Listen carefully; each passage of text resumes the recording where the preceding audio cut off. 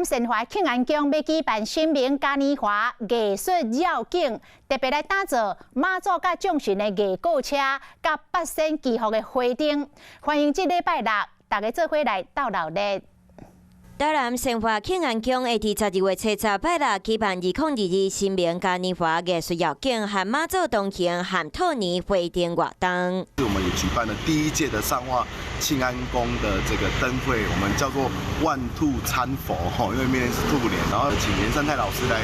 做一颗八仙祈福的大灯。伫活动进前嘛，公布沿路会送福禄寿限量的小礼物，有妈祖平安符、红包乐啊等等。一个红包乐一届是6